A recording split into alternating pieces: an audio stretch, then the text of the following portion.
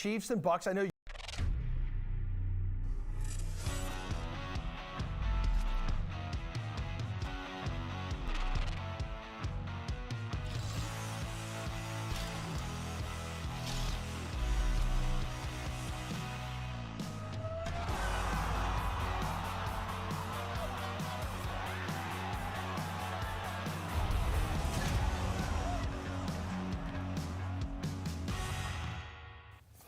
All right, top of the morning, everybody. Welcome to The Sweat, presented by DraftKings. I am Emerson Lance. So coming up, we have a lot to get to in this show. I'm going to be joined by Mike Golick Sr. So he's going to be on the call for Brady Mahomes, actually, this weekend. That's Sunday Night Football. It is going down in Tampa Bay, by the way. However, even he will admit it's not the best quarterback matchup on the Week 4 slate.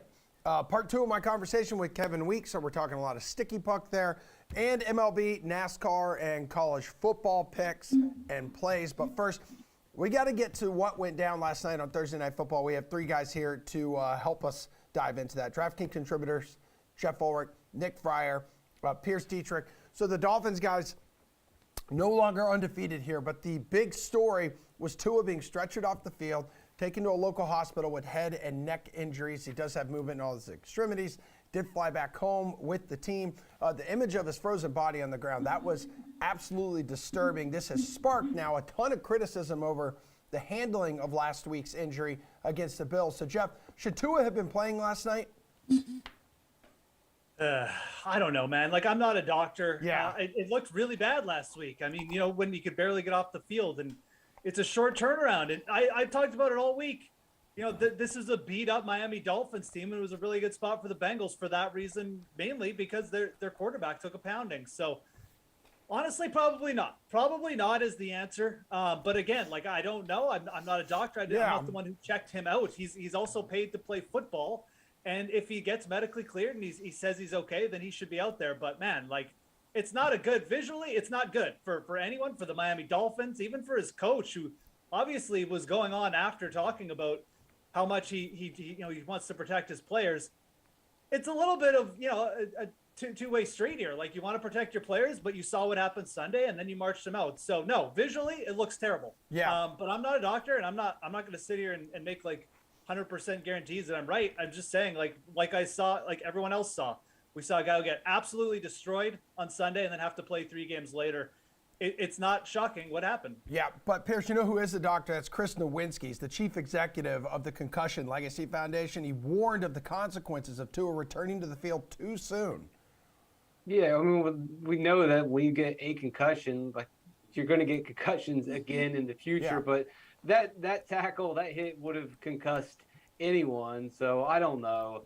I'm not really going to second guess the Dolphins. They had all the information. Tua made his choice. The team made their choice. That's why I'll tell you who did get lucky. And I don't know if our listeners really care about this, but NASCAR got really lucky because they had a driver that got a concussion on Sunday and then finished the race driving around with a concussion at 200 miles per hour. But guess what? No one's going to talk about that now because of Tua stealing the spotlight. So, hey, good job, NASCAR. You lucked out there by a guy getting really hurt. Yeah, well, you and Jeff, if you feel like you can dive more into that coming up in our NASCAR segment. Nick, were there any other takeaways in this game for you? Because I know that injury, it was really tough. It really overshadowed the rest of the contest. Yeah, I mean, the guys kind of hit on it pretty well, but I, again, not a doctor, but I mean, at the same time, I completely blame the Dolphins in all this. I mean, it's just, again, the NFL continues to not prioritize their players above all else. I think that's the most important thing, and it should be at all times. And as a league, they just haven't done a great job. The other big thing for me, too, is looking at what the Bengals did after Tua went out. I mean, the fact that it took that long for them to really separate themselves late in the game like that, I don't know. I mean, like, yeah, the Bengals got the win. Yeah, they covered everything like that, but it does not look great for them. No, and the NFLPA plans to use every legal option to investigate Tua's concussion controversy here. So let's go ahead and let's turn our attention to the rest of Week 4. Let's play some over-under here. You can know if you're taking the over-under on these props or totals here on the DK Sportsbook. And Zach Wilson, guys. Zach Wilson will be making his season debut for the Jets. So his passing total for this game against the Steelers right now, 206.5. You think he gets there in his first regular season game action this season, Pierce? I do. Now, Admittedly, I like Zach Wilson probably way too much and more than I should, given his track history and track record. But he's got the weapons, and the Jets pass the ball 75% of the time. That is an unbelievable number. They're a pass-heavy college system that don't throw the ball 75% of the time. So the volume is going to be there. The matchup's not bad either. You look at Pittsburgh, they're not getting pressure. They're not getting quarterback knockdowns. They're not hurrying the quarterback. Basically everything that you were at. They're allowing yards after the catch. They're allowing air yards. They're allowing total yards. And all those measures, they're bottom third of the league. So you've got basically a bottom third pass defense. You're going to have high volume. It might not be pretty. It might be ugly. But he should be able to go over 200 with the weapons that he has. Yeah, Jeff, my guess is you're easily going over. You were pushing this guy back in Price Check, our Price Check segment earlier this week, to play him in DFS. I don't understand this line. I think you're probably going to see this line go to like 210 by game time. Against the Steelers, quarterbacks have averaged 270 yards per game this year. I get that there was an overtime game in there, but look, they allowed a quarterback rating of 109 to Jacoby Brissett last week. Their pressure rate with TJ Watt is down. And you look at these two teams, Pierce mentioned the passing play rate. Both of these teams rank in the top 5 in pace of play. Like the Steelers are not some defensive juggernaut who are out there running the ball because they can't run the ball. These are two fast-paced teams. These are two bad secondaries. Pittsburgh pushes teams towards the pass. And then we've got all these weapons on the Jets, which, by the way, are healthy. I mean, like, Zach Wilson is going to have to try his hardest to go under here. And I'm not saying he can't do that, but, like, at 206, man, like, you've got to go over here. And I think that once the public catches on to just how low this number is, I think by Friday or Saturday, you're going to see this prop really start to take off, probably get to 210. It's just my guess, but right now, man, yeah, this is like my favorite prop on the board to go over Zach Wilson. All right, Nick, Wilson threw for more than 206.5 yards in 5 of 17 matchups last year. Yeah, that's kind of where I was looking at all this too. Now, I do agree, like, wait to see what the public does. And I know the Jets are not the same team that they were last year, but yes, they threw for over 200, he threw for under 206 yards 7 times in 12 games last year. And that is excluding the one game where he got injured and obviously exited early. The game that he returned from that injury, he threw for 145 yards and 14 of 24 passing in that week 11 game last season. And that was also on the road. And on the road, he threw under 206 passing yards 5 times, and there was only one game where he went over that number too. So I hear what the guys are saying. I was thrown off by this number too, but looking at everything that he did last year, as much as he has, better weapons and everything like that, I like the under on this one. All right, Jeff, one of the best matchups. So we'll go from one of the worst matchups on the slate to one of the best matchups here. Josh Allen versus Lamar Jackson. Total in this game, 51. So you going over? You going under here? Because you've got what? The Ravens leading the league in scoring, 99 points. The Bills aren't too far behind with 91. Look, first of all, I mean, Mitch Trubisky versus Zach Wilson. I mean, there's nothing wrong with that. But no, look, why would you want to take a matchup between Lamar Jackson and Josh Allen and be like the Grinch who goes like, I want the under? No, it's 51 points. These guys can get there. What is the big, what is the big question mark on both these sides? It's the defenses. Yep. The Ravens secondary just made Devontae Parker look like Jerry Rice for a game. I mean, the guy was like a ghost for the first 2 weeks, and then he just springs up. It's not because Devontae Parker woke up and was like, I'm going to play football today. It's because he was going against the Ravens. On the other side, Micah Hyde is out. Like, the Bills are very banged up. Poyer is very questionable. I haven't even checked on his status yet today. So, I mean, like, Mark Andrews could just go nuts again. I don't want to take the under with Josh Allen and Lamar Jackson on both sides of the ball against 2 beat-up secondaries. I think you'll probably see this number get up as well, maybe even push towards 52. But either way, I mean, no, I'm sure there's some stats, and I know the unders have been hitting, but, like, I'm not taking the under in this game. I think the over is fine. Pierce, head and shoulders the biggest total on this slate. And I believe both offenses averaging 30 points per game, man. Well, even with those averages, the Bills didn't put a lot of points on the board last week. They should. Last week should be a bit of an anomaly and just one of those strange days. And I would expect Buffalo to come out and be much more fine-tuned, aggressive, and angry and put the points on the board. And they've got a soft matchup. Baltimore's defense is not looking good this season. They've got injuries. They're looking a lot like the 2021 defense. I'm not worried about Buffalo scoring, What I'm worried is if Buffalo just comes out of the gates firing, gets a huge lead on Baltimore, and then really forces Baltimore to be one-dimensional, which they already are. Their run attack's not really working. Lamar can do a lot, but when you're down 2 touchdowns and you've got prevent defense, he'll get 5-7 yard runs here and there and work the way up the field. But will they get a bunch of points on the board when they're down? That would be my concern. I think the over is the safe bet, but I am really concerned that Buffalo will come out fast, get a huge lead, put Baltimore in a hole, and then just Baltimore doesn't do their part. All right, Nick. I mean, we know how creative that Bills offense is. I mean, Ravens should still be able to do their fair share of scoring because they've got, Dane Jackson and Jordan Poyer there in the Bills secondary that are banged up? Yeah, and look, when we're talking about personnel and everything like that and what they've been doing for the first 3 weeks, I do lean towards the over. However, when I was looking at things surrounding this game, the weather seems to be a little bit suspect, though it seems to be pretty windy. Looks like it's going to be in Baltimore. So that's the one thing that's starting to lean me towards taking the under here. Okay. Obviously, you're going to wait on that a little bit, but I right now, that's just, the passing conditions not going to be ideal here. So I as much as I'm with these guys by and large with their breakdown and think that, yes, on most days I would take the over for this game, the wind right now has got me really concerned.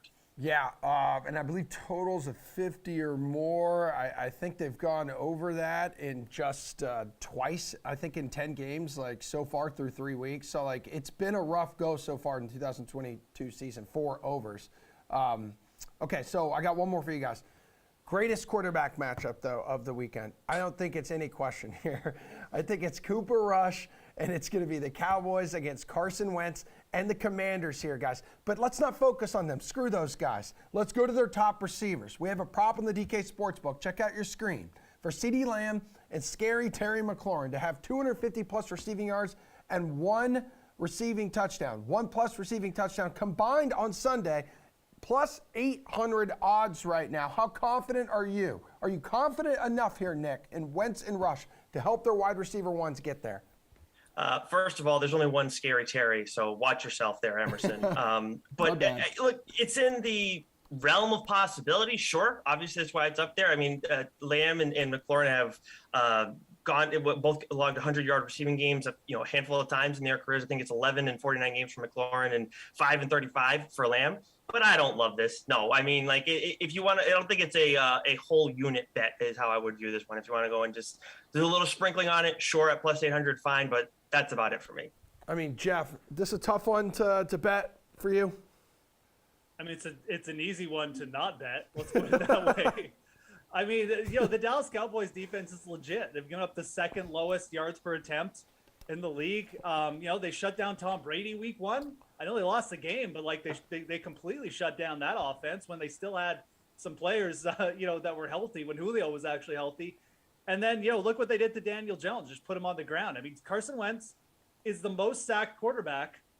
He's just over the last 5 years, he just takes sacks like it's just candy, just kids giving out candy on Halloween. That's Carson Wentz. Loves to sit back there and take a sack. He's going to get absolutely annihilated in this game by Dallas. And I don't think that you want to take any overs on the Washington passing attack. So no, I'd look to the unders on Carson Wentz's passing total. I'd look to the over on his INT props. I would not look to take parlays for some massive games here by the wide receivers. Maybe CeeDee Lamb, just keeps performing. I could see that. Maybe you want to take an over on him, but no, I'm not touching any Washington overs. All right, Pierce, clean sweep here of a stay away spot. Yeah, I'm going to need more than 800 to be lured into this bet. I don't like the quarterbacks. I'm not really that in love with receivers. Lamb and McLaren, they're playing fine this season. About 10 yards per catch. They're getting about 7 catches a game. That's great. That's awesome. Given their situation. But if you watch those games, never at any time do you think this guy is on the verge of having a big explosive game. I think we've seen their ceiling, which is about 7 catches, 80 yards. Nothing in the Dallas offense tells me that Lamb is going to just have a monster game. Maybe they hit a big play. The other side, you got McLaren. I don't see it happening either. It's just way too risky for me. All right, Nick, farewell. Enjoy the rest of your Friday. Pierce, Jeff, we'll talk some NASCAR with you two coming up. So Wentz Rush really is just like a poor man's Brady and Mahomes, and those two are going to square off on Sunday Night Football this week. I had the chance yesterday. I had the chance to catch up with Mike Golick Sr. and get his take on this anticipated matchup of 2 of the NFL's best quarterbacks. Chiefs and Bucks. I know you're going to be on the call for this one. I'm told that it's just kind of been a headache all week long trying to figure out where this game's going to be, but we do know now it's going to be in Tampa Bay. What, you had like tickets to like 3 different cities? I really did. Was it going to be in Tampa? Was it going to be in Miami? Was it going to be in Minneapolis? I had tickets to Fort Lauderdale, Tampa, and Minneapolis, and finally they just canceled the other 2 as we now know we're going to go to Tampa. So obviously the thoughts are with everybody who are affected by this storm, and Tampa has assured everybody that they have the resources to be able to have this game. They certainly wanted to have it at home, but it's going to be a tough one for Tampa Bay. Now, luckily their defense is playing great right now, great to try and hold off that Kansas City offense, because the Tampa offense is struggling. I mean, 1 touchdown in each game of their first 3 games. It's not what we're used to seeing out of Tom Brady, but I think it's going to be more the norm this year of leading with the run and then following with the play action pass. Yeah, they're going to have to do a little more than average, like their 17 points a game that they have up to this point if you're going to keep up with Kansas City, right? I mean, these are 2 teams coming off losses. They're going to both be out to like kind of right the ship. Yeah, and it was wild last week when Green Bay played Tampa Bay, and both the offense for Green Bay was averaging like 16 or 17 points, and Tampa 17. That's Brady and Rodgers. It just seems odd. Yeah. But you're right. Both are going to be ticked off over this. Kansas City, without question, has more firepower on offense, because one of the downsides of all the predicting that we do, you can never predict injuries.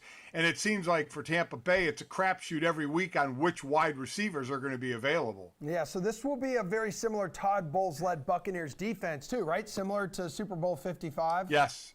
Oh, without question. Todd is aggressive. He'll get after you. He wants to put hits on the quarterback. And, boy, what a great job they did in that game. You think about, you put another Super Bowl ring on the finger of Tom Brady, but really that win for them in the Super Bowl a couple of years ago was much like his first couple of Super Bowls in New England that was led by the defense. Really kept them in it. Tampa Bay's defense did that a couple of years ago, so Todd Bowles got it going on pretty well from the defensive side. All right, so real quick, that's you giving the edge to Tampa Bay there? No, wow, that's I don't think so. I really think I'm going to give it to Kansas City on the road. I think this offense for Tampa is still searching. So every time like these 2 teams play each other, we're like, hey, is this going to be the last time that Tom Brady and Patrick Mahomes face off? So, Mike, is this going to be the last time that Tom Brady and Patrick Mahomes face off? So back in my former life when I was doing the show every day, I had said a few years ago that Tom would only play a couple of more years, and I, along with a lot of other people, were wrong. He has made us all look foolish with how long he's playing. But I have already said, and I'll continue to say, I do think this is going to be his last year. Yep. So these last matchups, this could potentially be the last matchup unless they meet in the Super Bowl again. Yep. Then it would be another matchup. But I do think this is going to be Tom's last year. Hey, y'all, baseball is still a thing right now, too. And while there aren't a ton of compelling races with less than a week to go in the regular season, tiebreakers and seeding will be determined here in the final days. So the American League wildcard picture just about set. So both the Rays and Mariners, 1 victory away or 1 Orioles loss away from securing a postseason berth. For Seattle, this would mark its first playoff appearance in more than 2 decades. Good morning to DraftKings contributors Gary and Thorne, RotoWire's Paul Bruno, and Eric Halterman. Let's do some price check, gentlemen. So which players you like in the following price ranges for tonight's 14-game slate? A hitter to pay out for tonight, Gare Bear. Who do you like? I'm going to go with Freddie Freeman in one of the very few advantageous or obvious advantageous spots tonight. It's kind of strange. I think we waited till the last Friday of the MLB regular season to have the strongest pitching slate of the year. It's like ace after ace after ace tonight, but Freddie Freeman draws Chad Kuhl, who I guess just by default is kind of the Rockies ace. I don't know, but either way, Rockies ace is not exactly a fantastic sentence to utter. So Freeman against right-handed pitching this season is hitting .345 with a 171 WRC plus. That's every right-handed pitcher. Chad Kuhl, one of the worst right-handed pitchers who takes the mound every 5 days in baseball currently. His last 12 starts, he's got a 8.15 ERA, a FIP hovering around 7, Opponents in that span of time are hitting 322 with a 614 slugging percentage off of Cool. So you can pretty much use any big name Dodgers bat that you feel necessary tonight. I picked Freddie Freeman. I think his price point's actually pretty nice considering his level of production. But the Dodgers in general are just a very viable stack tonight. All right, Paul, how much cash are you going to spend here? Gary and I are in sync once again. I'm going to go with Mookie Betts for $5,800 against Colorado for all the reasons he suggested. Betts, for his parts, really owned Colorado in his short career against the National League club. Look at the stats: 45 hits, 34 runs in 38 games played. And Chad Kuhl's been a linchpin for home runs of late, 12 allowed in his last 39 innings overall. I also like Bryce Harper for $5,100 against Washington, facing right-handed pitcher and Eric Fettel, who's sporting another bloated ERA at 5.34. And he's coming off 3 starts where he's been ripped for 11 runs and 21 hits in only 13 innings. For his part, Harper's club's clinging to the last wild card spot. He'll be motivated to build on the 2 multi-hit games he's had in the last couple of days, where he goes up against his former team as well. That won't hurt either. So I like Harper and I like Betts. Eric, who's swinging good wood right now, man? Yeah, I'm looking at the same lineup as Paul just touched on. I like Kyle Schwarber out of that Phillies lineup, 4,800 for him. Not hitting for average this year, but he's hitting for a ton of power. If it weren't for Aaron Judge's ridiculous season, I think Schwarber would be getting more attention because he's second in the league in homers with 42. 6 of those in his last 17 games, a stretch over which he has a 156 WRC+. He should lead off for the Phillies if the weather holds. Also, if he's in the lineup in the second game of a doubleheader. So a few ifs here. But if he's in the lineup, I think it actually might be Tommy Romero in the second game, not Eric Fetty, although either one is somebody that I would love to go against. Romero has not had much MLB experience thus far, and I don't think he rates as a guy who is expected to be great right away. I think the Phillies are going to get plenty of hits on him, and given that this is the second game of the doubleheader, if he leaves early, they'll be facing a pitching staff that's already thrown many of its best arms in game 1. I love guys in this situation again if the game happens and if he remains in the lineup. I think Schwarber is in an excellent place here against really whatever Nationals pitcher comes by. Yeah, and the Brewers and Phillies are battling it out for the last spot remaining there in the National League. So let's go to a pitcher to pay out for here, Paul. We have a slate with a ton of aces on the mound tonight, and it'll likely be the last start for these pitchers of the regular season.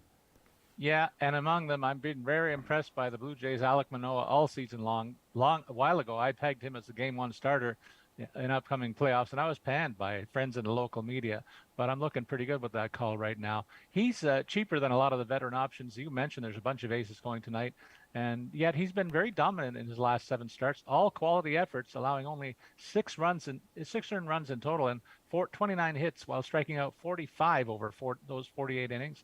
He's also owned the Red Sox in 5 career starts dating back to his debut last season. Again, all quality starts against the Bo Sox, covering a total of 31 innings pitched, 29 strikeouts and a whip under 1, costing only $9,100, lower than the 6 other starters that you implied on the top of the list. Yeah, Gary, and you got to be a little careful too with some of these aces because some might have pitch counts like whether they've been announced or not.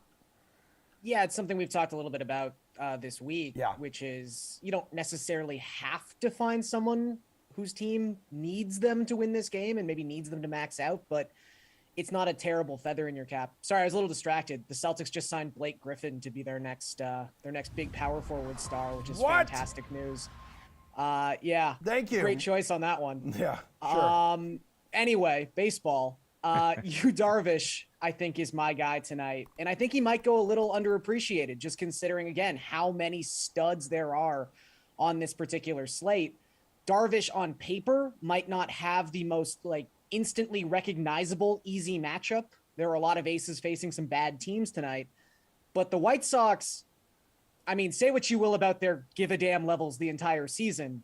I think they've kind of given up. I think that night in extra innings where the Guardians beat them and just stomped on their heart, they've kind of just called it quits since that point. They're 1-8 in their last 9 games. Across the last 2 weeks, they have the lowest WOBA and lowest WRC plus in all of baseball. They just can't hit Part of that is Tim Anderson's not coming back. Luis Robert finally said, I can't give it a go this season with my wrist. Now Yoan Moncada's banged up. Like, this just isn't the White Sox lineup you think it is on paper. And that should be really good for Darvish, who's been A, fantastic at Petco Park this season, and B, so far in September, has a 1.36 ERA with a 31% strikeout rate. He's been phenomenal coming down the stretch, and I think that continues tonight against the White Sox. Okay, Eric, pitcher to pay out for. Yeah, I'm actually not going to pay all the way up. I'm looking at Logan Gilbert, though, at 8,400, I think is the cheapest guy who could provide ace-level performance here.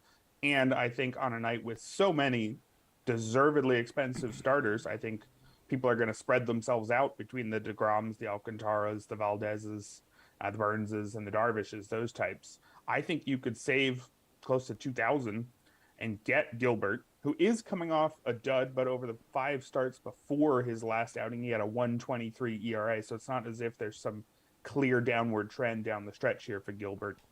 Very solid season for him, 3.29 ERA on the year. About a league average strikeout guy, but he doesn't walk batters, so whatever damage gets done is generally pretty limited.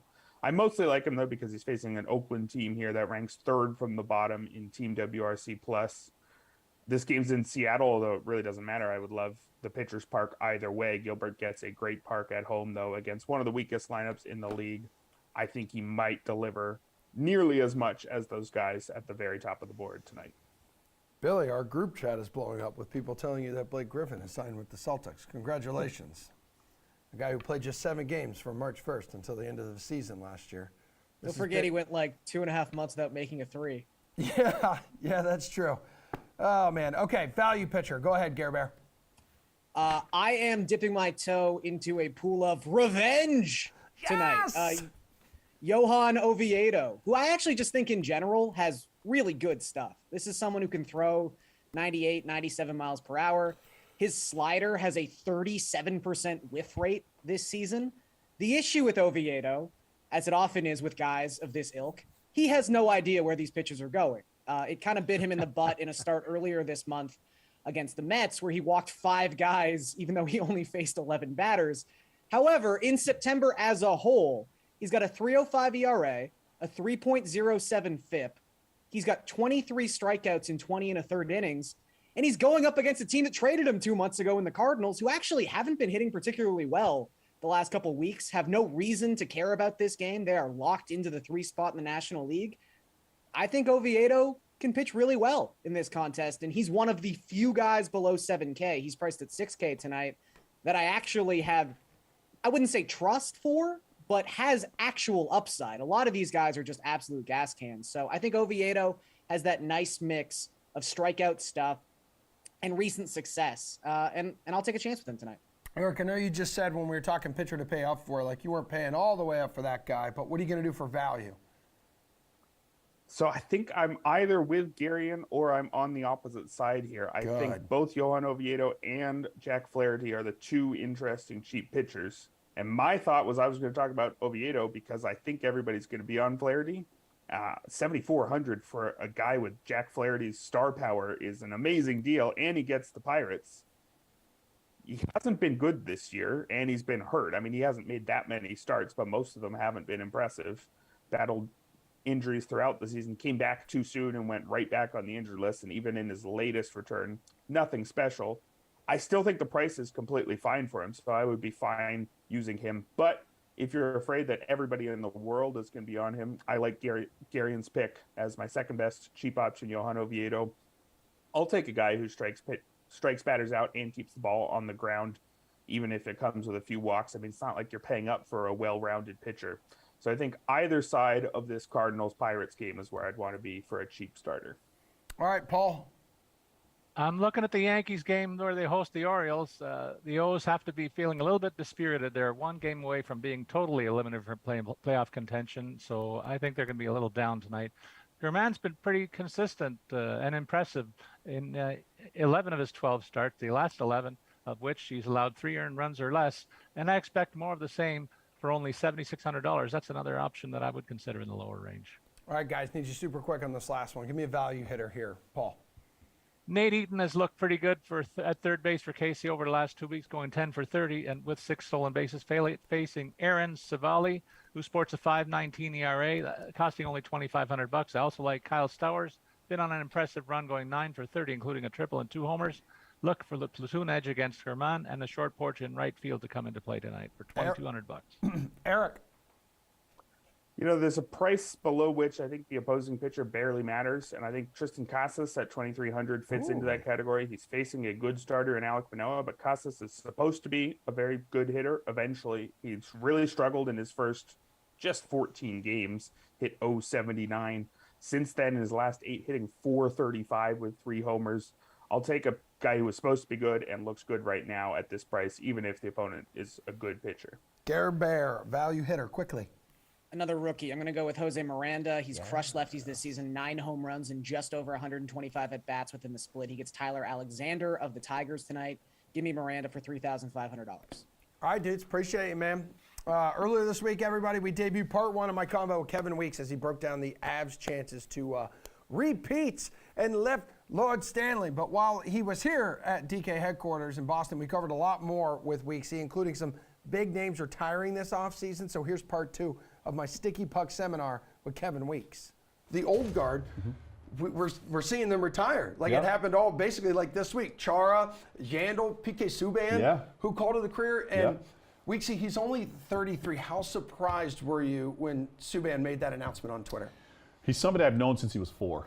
And he came to my hockey camp back home in Toronto as a young kid. And I've known him and you know, had a hand in mentoring him earlier in his career. It was surprising from the standpoint that he was on the trajectory for a Hall of Fame career. Yeah. There's no mistake about that. And then suffered some of the injuries. Some of those were cumulative. The trade, things just weren't the same for him. It wasn't the same fit that he had in Montreal, of course. He was asked to play a different role in Nashville. They went to a Stanley Cup final in Nashville. He was a Norris Trophy finalist there, having won the Norris Trophy. But every career has its own trajectory. It doesn't matter. There's no one size fits all.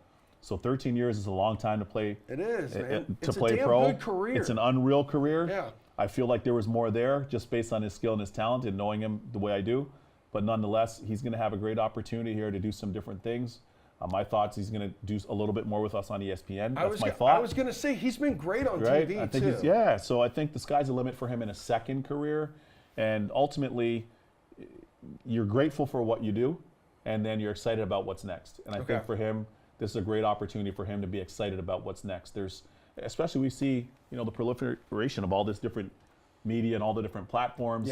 There's so much going on. There's so much opportunity. So it's a matter of what he wants to do at this point and how hungry he is to do it. And I think if he's hungry, then he can have a lot of success in this for sure. You just mentioned that he was, you know, at one point on this projection for a Hall of Fame career. I mean, that 2025 Hall of Fame class is like growing now. The pool for it is growing. So those 3 guys. Chara for sure. Chara for sure. In. I mean, like Yandel's, is he in with like the whole Ironman record of almost like 1,000 consecutive games played? There's merit for Jans. I mean, listen, for what Jans was able to do as not the biggest D in terms of size, not the fastest, super skilled, unreal skill, another great guy, good pro, clearly to play that long and to be that consistent. You can make a case for him based on that Ironman streak for sure. I mean, that's to be able to play as a D and play that many consecutive games. It's crazy to me. It is. Native Boston kid too. I love Jans, man. I got a lot of time for him too. I was in touch with him last week. He had kind of indicated to me prior that he was going to be going down this road, but you know, you always want to respect everybody's kind of journey in going through that, right? Yeah, you're not doing the breaking news. That's a breaking news one. Those needs to be like on their own terms. Exactly. Like me announce it. 100%. Because what is he? Like only 36 too, and I'm just like, thing. man. Then there's just Big Z who did it until like mid-40s. Oh my gosh. I played with Z. I was telling somebody here earlier. I played with Z when he first came with the Islanders. Yeah. And Zdeno Chara, I saw him at 21 or 22. He would have been maybe 21. We had 135 pounds, so 45 and 45 in the weight bar on the ground. He's 6'9", 6'10". Yeah. He did a clean and jerk with one hand. He had his hand in the middle of the bar. You know how hard it is to bench press that, let alone to have your hand in the middle of the bar. He literally did a clean and jerk, so smooth, so controlled, got it up all in one motion, held it up there. And like to have the balance. I mean, that actually is talent. Right. You know, we're 2 dudes who know how to lift weight. Like that jaws to the floor. Right. Can you imagine that at that size, at 6'9", 6'10"? So he's basically LeBron's height, and he did that effort. And this is at 21 years old. So Z is a consummate professional. Everybody around the league loves him. He's a global citizen. He's very well read. He's socially conscious. He's a family first person. He's a community first person. He's a leader. He's a legend here in Boston and around the league, man, and back home in Slovakia. He'll be in the Hall of Fame for sure. Are we going to see? How often are we going to see guys go that deep now in their careers, or do you think we're going to see more like PK Subban, who decides even when they still have some gas left in the tank, like on the ice, decide to, hey, you know, maybe like my heart's like not totally in it anymore? I think a lot. Yeah, good question. I think a lot of it is situational. So if you look at Z's on that Tom Brady program, right, which enabled him to play as long as he did. Yeah. I think Z's One arm cleans. exactly right. You know what I mean? No resistance bands. Exactly. And I think as far as some of the other younger players, the benefit to them is that they're getting paid unrestricted dollars earlier, unrestricted free agency dollars earlier, which is, you know, the more you're in, the more earned opportunities you have with more earned income, right? So whether you want to continue playing longer beyond that, what does your health look like? What does the family considerations look like? There's all those different things that go into it. Yep. And of course the financial considerations. But if you come out of your ELS contract, your entry level contract, right? And so you come out of that at 2021 and you're getting unrestricted dollars right from the hop, it gives you more affordability to make more decisions, quite frankly, for you and your family. So there's so many different things that go into that decision-making process for every player. And quite frankly, what do some of these players want to do post-playing career? You were asking me off camera and then on camera. Yeah. I love this. I'm all in on this the way I was playing. I treat it with the same respect.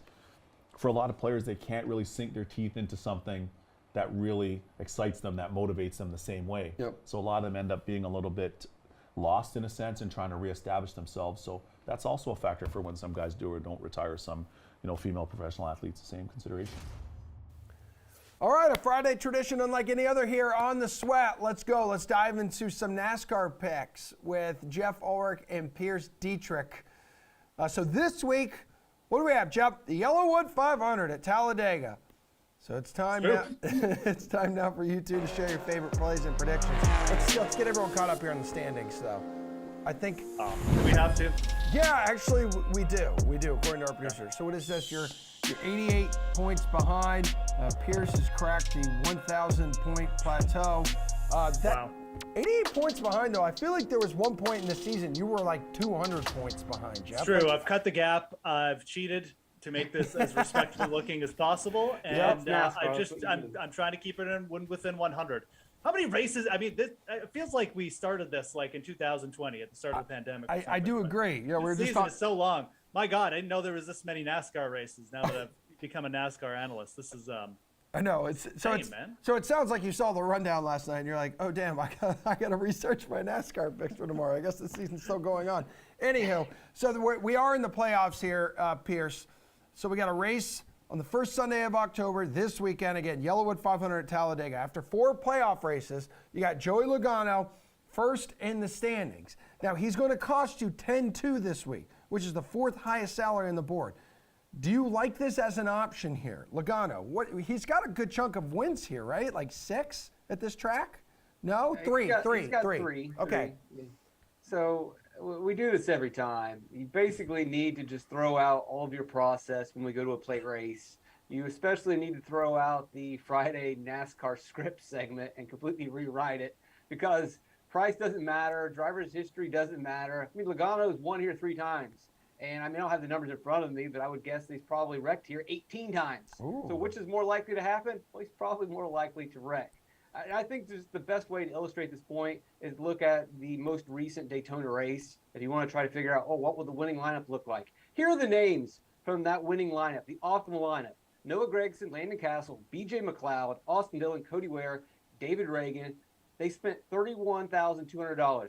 Basically left $20,000 on the table. So once you understand that, then you kind of realize, okay, Logano, these plays, whatever I've been doing, don't do it that way. Change your system. All right, here we go, Pierce. Found it. So he did wreck here last spring, and he has 9 DNFs. 9 DNFs like at this track. But he has led the most laps, I guess, in Talladega. What would you do here with Logano, Jeff? Yeah, I mean, Look, the top of the board, it's just kind of like, I mean, it's just pick your guy and hope he doesn't crash. I mean, I'd go with Chase Elliott. I think Chase Elliott has proven he's the best driver on the tour this year. And like, why not? I mean, why not just pay down and take a little bit cheaper? If people are going to be paying up for Logano, then, Elliott at a little bit. I mean, I think the biggest thing here, as Pierce mentioned, there is so much chaos.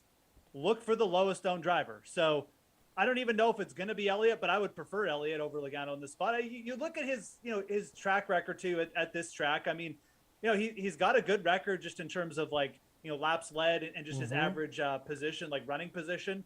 So he's done pretty well here. I mean, Logano's obviously had some upside finishes, but like all those DNFs. So I would pivot down to Chase Elliott, but as Pierce mentioned, there's a really good chance none of these guys are going to matter again. So, in terms of top of the board, it is what it is. It's super speedway race. And my guy would be Elliott here, but like, okay, you got to make some lineups without any of these guys this week for sure. So, all right, yeah, I'm looking at Pierce's article here on DK Nation, and he mentions Elliott finished 7th in his last Talladega race, and he won here in 2019. Jeff, second race at Talladega this season, as we've already mentioned. Ross Chastain won the Geico 500. That was back in April. Chastain is second in the playoff standings, $8,700 this week. How do you like him here as a play? I mean, it's fine. You can start lineups with Chastain if you want, I guess. I mean, I think I would probably prefer even going, further back. I actually think Bubba Wallace is probably a better play. He loves these kind of races. He always seems to pop up. Daytona, he pops up. These crazy, speedway races. I mean, I think just going to Bubba Wallace is where I would go. I mean, he's got good finishes to his season, obviously, but playing the ownership here is part of it too. If Chastain and Bubba Wallace are both going to be highly owned, go down further. I mean, go down to Brad Keselowski or Austin Dillon in the 7K and start there. You can get as wild as you want this week. It's not play whoever you want, but it's close to that. You got to think is if Bubba Wallace and Chastain are drawing huge ownership, just fade them because it's just going to be such a crazy race. But I do prefer Bubba Wallace of these two. I just like the way he ended the season, and I just love his track record at these events. He is one driver who seems to be extremely reliable when you come to these super speedway races. So yeah, that's right. He won this race, I believe, last year, didn't he? Bubba Yes. Wallace. Okay, and then Pierce, you looks like you have Chastain as sitting in 10th in your rankings for this race. Yeah, Chastain finished second at the Atlanta Super Speedway race, then won at Talladega, then went back to Atlanta and finished second again. So what was the sentiment when he went to Daytona? Was it, oh, he's on a roll, he's on fire at the plate tracks? No, the sentiment was probably he's due for a wreck. And as we roll into Talladega, I think the sentiment is still the same thing. Like, yeah, he was great in those races, but he probably owes fate a couple more wrecks. These things have a way of evening out. Even the best plate racers are about 50-50. And so far this season, he's been on the plus side. I think he's due for one more wreck this season at a plate track. Okay, so who are you looking at as a value play in this race, Pierce? Value doesn't matter. Pricing doesn't matter. The winning lineup at Daytona left $20,000. Actually, the way, now that you bring it up, that we should look at this as who's going to be the value? Well, who would be the person that you would spend up on? Because we want to play the value. We want to play the cheap drivers. We want to play the guys starting in the back. Yep. What would be the most expensive guy that you would play? You kind of got to reverse it. And to answer that question, I'd simply just pay up for anyone who's starting in the back. I'm sorry. There's no answer there. I feel comfortable rostering any of the guys in the back. All right, Jeff. You don't have an answer either? No, look, I mean, Pierce is right. We need to look. You need to look at this in reverse. Like the chalk, the guys like the studs are the cheap guys this week. I mean, that's just the way it is. It's like the studs are the guys like under 7K. I mean, Todd Gilliland at 4,900. I mean, his car's been running well. His team's been running well. I think he's a great play at 4,900. Ty Dillon at 5,300 has a really good track record at this venue, at this course. God, I always keep trying to throw in golf analysis here. At this road track, super speedway. So Ty Dillon at 5,300. I think those are two drivers who really just set up well for being cheap plays. And then my guy, I just love this play, Eric Jones. And I think that this is a driver who at 8,300 that's a good player, a good driver to spend up on. So Eric Jones at 8,300 is a driver I would spend up on. You can call them value or whatever, but these drivers like in the 7K and under range where, and Pierce has written some of them up. I know he has because I read his article to try and gain more information this week. But, this is where you really want to be spending most of your time. You can mix and match the guys at the top, but you don't need to like go heavy and put like a Joey Logano in every single one of your lineups. It's the drivers at the bottom where, those are the drivers you want your most exposure to. And you want to be making lineups with 10, 15K on the table and sprinkling in some high-end drivers in case one or two of them get through. But Jeff, Logano leads the field in strokes gained tee to green. Okay, that's my there you go. Now you're talking my language. Yeah, there you go. All right, guys, we're running tight on time, so we're just going to get right to your favorite overall DFS play for this race. So, again, this is going to be the one that counts in our season-long standings here. Jeff, 88 points back. Who do you like? Give me Eric Jones here. He's driven really well to end the year. Love his odds, by the way, on the DraftKings Sportsbook, like top 10. Sweet. Jones, tends to pop up at these kind of races as well. So, yeah, I'm going to go with Eric Jones. I know he's a little bit more expensive than I've been talking, but we can pick anyone here, so I'll just go with him. For sure, man. Go ahead, Pierce. Justin Haley would be my DFS pick, but I really want to give some sportsbook insight. Last plate race at Daytona, several bettors parlayed all these random guys in the back to get top 10s, and those guys all came through after all the wrecks. And those bettors nearly won $1 million. They all got 6-digit take-home money. So take the long shots, parlay them, have fun, root for a bunch of wrecks. It can happen. All right, so that's Justin Haley, $6,200 there at DFS as well. Okay, you two are done. We've got some college football best bets on the DK Sportsbook with Colin Sherman. We're going to wrap up right after this break. Also, hey, we're going to have some KFC, your KFC bucket pick for Sunday Night Football with Jules. That's also coming up.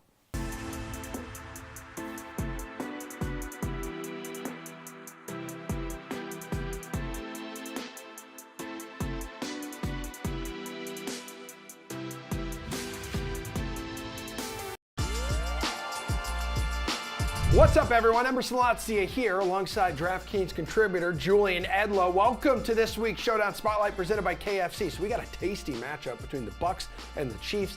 They've tried passing the torch a few times to Mahomes from Tom Brady, but the man just refuses to retire and stay retired. So you making one of these quarterbacks your KFC bucket pick, or would you prefer one of their weapons? What do you think? Yeah, I'm not actually. I would like to fit some quarterbacks into my roster, but I'm going to a pass catcher for Tom Brady, and he's had guys really dinged up lately, but one guy that's not dinged up is Mike Evans. He's just coming off the one-game suspension for the incident against New Orleans, so Evans has been a guy that Brady has locked in on in the past. I think he's going to do so with his main healthy receiver in this game against a Kansas City team that ranks 20th in fantasy points allowed to the wide receiver position. So a player you're stacking with your bucket pick would make sense, I guess, if it is Tom Brady? Tom Brady, I want to fit in there, but I want to highlight a guy on the other side. CEH, Clyde Edwards-Helaire in the backfield. Now, Tampa Bay has allowed the fewest fantasy points to the running back position so far, but that's fine. I'm not counting on much running here. CEH is the 4th highest scoring fantasy back so far, and he hasn't taken more than 8 carries in a game. He has 12 receptions, a couple of receiving touchdowns, so I want that PPR in the mix from CEH, catching balls out of the backfield from Patrick Mahomes. All right, appreciate you, Julian, but not as much as we appreciate you for watching this week's Showdown Spotlight presented by KFC. Order all your family-style favorites and keep your team fueled all season long. Now that's finger-licking good.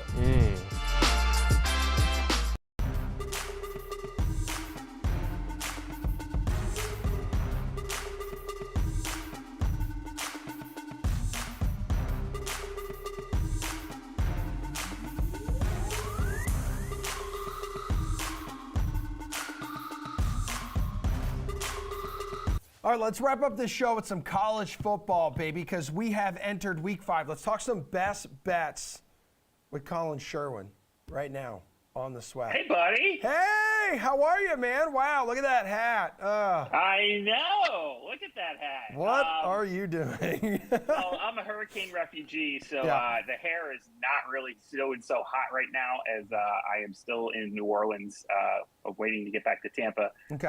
And this is like the only hat I have, but also I thought it was a great chance to troll my friend Emerson. Yeah, so let's do this thing. It's certainly working. So I wonder what game you're going to be watching tonight, because there have been a handful of intriguing like Thursday and Friday night games so far this season, but this one here between Washington, is it Washington or Washington State? I think it's Washington. It's Washington. So they travel to SoCal. They're going to take on UCLA. UCLA is undefeated here, 4-0. Like, this might be the first must-watch non-Saturday game of the season. Huskies, 2.5-point road favorites. Who do you like here? 3-point road favorites now. See, look at this. This is what happens. I set this thing up for 2.5, and then all of a sudden, like, while we're going on air, it goes to 3 because it was just 2.5. So this is right on the line for me. If it goes to 2.5, I'll give me, or if it goes to 3, give me the Bruins. If it's 2.5, give me Washington. Look, this is 2 veteran quarterbacks. These 2 guys have been in school since I think like the Carter administration. Michael Penix was at Indiana forever and ever. He's got a ton of starts under his belt, veteran player. Dorian Thompson-Robinson, I think, was originally coached by John Wooden at UCLA. So these guys have been this ton of veteran experience. These are 2 guys that really know how to get an offense going. Penix looks like a completely different player in Seattle this year than he did in Bloomington. But yeah, this one, I think it's going to be, like you said, one of the best must-watch games of the season. Both teams 4-0. They're playing for a Pac-12 championship spot. I mean, I can't believe I'm saying this, but UCLA is going to be in the mix now. They're going to have to get past USC, but who knows what can happen. DTR's just got too many more weapons on offense. UCLA's top 15 offense in the country. I think they're going to be okay at home. And remember, this is the first road game for Washington. They haven't had to travel yet. I think that makes a difference here. Because I know UCLA, 4-0, first time since 2015. The question is, like, how legitimate is it? Because their schedule here, Colin, has been extremely easy. And they needed a last-second field goal there to avoid a home loss to South Alabama in Week 3. Let's not forget that. Let's not knock our Jaguars, though. Aggressive game planning from them in that one. But if you go by the advanced stats, and I did have to go back and dig at that, UCLA was like a 90+% favorite to win. It just sort of looked a little closer at the end than it really was. Yeah. All right. So next one here, I want to hit on great matchup in the SEC. This is going to be tomorrow. We got 2 more undefeated teams facing off. So we have Kentucky, we have Ole Miss here. Rebels 7-point home favorites. You think that they can overcome this and come out on top in this matchup? I think they absolutely can. I think Kentucky can very much win this game, and I do think they can cover it. You know, again, Kentucky 7, okay, 6.5. Give me all. These lines are really, really sharp this week. It's going to come down to late players, who's injured, who's not. Keep an eye on those things. But these numbers this week, especially in the bigger games, seem to be really, really on point. Do want to point out one thing though with Ole Miss. Jackson Dart, 7 interceptions already. They've played Troy, Central Arkansas, goes to fighting Scottie Pippins, Georgia Tech, and Tulsa. And he's already got 7 picks. He's turned them over. He's turned it over a lot. Kentucky forces a lot of turnovers, so keep an eye on that. If Ole Miss can keep the ball, and they've been doing a great job of running it this season, it's really much more of a run-based offense than you would think than you would normally see under Lane Kiffin. If Mississippi can avoid the turnovers, I like them to win. But I think Kentucky's going to be able to turn them over a bit too. 7 Kentucky, 6.5 Ole Miss. This one's that close. All right, so I'm going to be real with you here. I really have no clue what to expect in this gigantic ACC clash here between number 10 NC State going to Clemson, trying to take down the 5th-ranked Tigers here. So Clemson currently a 6.5-point favorite in Death Valley. Wolfpack actually won this matchup at OT last year. That was in Raleigh, though. Can they pull it off again this season? They can, but they won't. Yes. This one's going to be really close. Look, Devin Leary has been really, really good for Wake this year, and I think they've got a chance to hang around in Death Valley. But this is tough. You know, DJ Uiagalelei looks a little bit more comfortable. Clemson seems like they're settling in a little bit better. Last year, it just never really clicked all season long. That first half of the Georgia Tech game this year, that looked pretty bad. They've started to peak a little bit at the right time.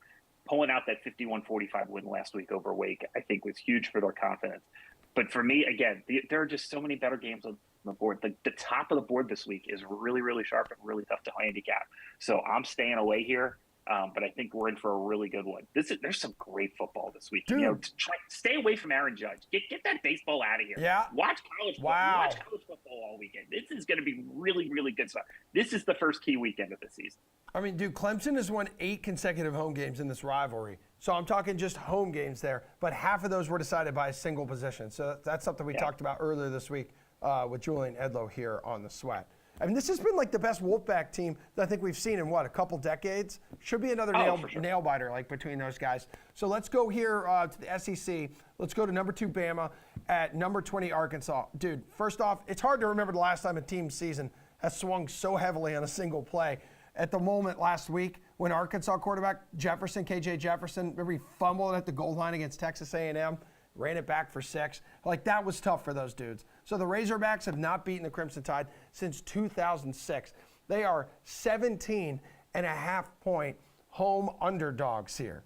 Like, does Bama just keep this winning streak going over Arkansas? Is there any reason to believe that Arkansas can upset them? Any at all? Can they cover? Yes. Can they win? No. No. Okay. So this is that 13-point play in Arlington last week. I think is going to end up being one of the key plays of the season. That might help Jimbo Fisher keep his job in Texas at Texas A&M. I mean, that was huge. And then of course the missed field goal at the end as well. Arkansas should have won that game. However, so I was going into this going, oh, they're getting 17.5. They're at home. There's some chances here. But our friends at Stats of War, follow them on Twitter, they're fantastic, really pointed out something that I think is going to be key here. Echo rate. Echo rate is how many possessions that you have a 1st and 10 on the opposite side of the 40-yard line, or the plus 40, or you just score a touchdown anyway. Quality of possessions. Alabama's 15th in the country. Arkansas 70th. There are a lot of bend, don't break. The difference is when you bend, don't break against Alabama, you get busted. And that's why I think Alabama here is going to not only be able to win, I think they're going to be able to cover as well. This at first to me, I was like, oh, Arkansas, 3 possession. Yeah. 3 possession. You could lose by 17 here and be fine. That's just not what's going to happen. And expect Alabama's defense to really lock down as well. It's just a good matchup for it. Okay, we have about a minute to go in show, so quick on this last one. What other games are you interested in when it comes to the DK Sportsbook? And tell me, why is it Iowa State and the undefeated Kansas Jayhawks? I love my Jayhawks, but I love my Jayhawks. My preseason over of 2.5 cashed in week 3. It's still one of the best bets I'll ever make in my life. But the world's catching up to my Jayhawks, unfortunately, as well. They're watching a lot of these little tight end drag routes and going, yeah, this team's actually really good and they're fun to watch. Mm-hmm. I'm going to stay away this week on my beloved Lance Leipold and that team. As I'm looking down the board here, and of course, why would I be live on air if I wasn't pulling up the wrong way? If I was pulling up golf odds instead That's of okay. You're used to doing that. What game are you looking for? I am looking for the South Florida Bulls against the East Carolina. What? Pirates. Why? Yes. Why? What are you doing? Why? Well, because I'm going to bet against my own team. Look, USF. It's 8.5.